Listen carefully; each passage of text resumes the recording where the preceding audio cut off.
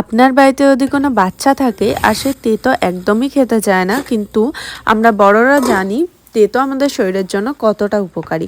তো এইভাবে একবার তেতো বানিয়ে দেখতে পারেন, আশা করি ভালো লাগবে। সবার প্রথম আমি চাল কুমড়োটা অল্প একটু জল এবং লবণ দিয়ে হালকা করে সিদ্ধ করে রেখে দিলাম। এইদিকে উচ্ছেটা আমি নুন দিয়ে একদম কম তেলে ভাজবো, আর ভীষণ হেলদি হয় যাতে, তাতে তেলের পরিমাণটা আমি একদম কম এখানে ব্যবহার করছি।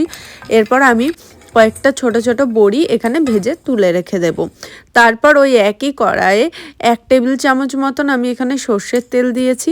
তার মধ্যে আমি ফোড়নে দিচ্ছি 5 ফোড়ন। 5 ফোড়ন দেওয়ার পর আমি এখানে একটা তেজপাতা দিয়ে দিয়েছি। তারপর সিদ্ধ করে রাখা আর ভেজে রাখা সমস্ত সবজিগুলো আমরা এখানে দিয়ে দেব। তারপর ভালো করে একবার নেড়ে চেড়ে নেব। এখানে একটা বলে আমি অল্প একটু দুধ আর 1 চামচ কর্নফ্লাওয়ার গুলে এখানে দিয়ে দেব। এবার আমি তরকারির সাথে এই কর্নফ্লাওয়ারের মিক্সচারটা দিয়ে দেব। সমস্ত কিছুকে ভালো করে একবার মিশিয়ে নেব। এখানে আমি 1 টেবিল চামচ মতন আদা আমি একটু পেস্ট করে নিয়েছিলাম, সেটাই দিলাম। এখানে শুকনো খোলায় অল্প একটু আমি এখানে কারি পাতা আর সর্ষে আর মৌরি হালকা করে একটু শুকনো খোলায় নেড়ে নিয়েছি। তারপর এটাকে আমি হামানদিস্তাতে একটু গুঁড়িয়ে নেব।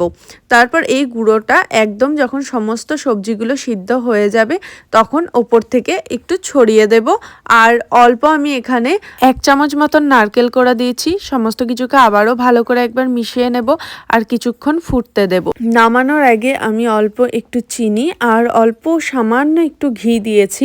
সমস্ত কিছু ভালো করে ঢেকে রেখে দেব 5 মিনিট মতন গ্যাসের ওভেনটা বন্ধ করে।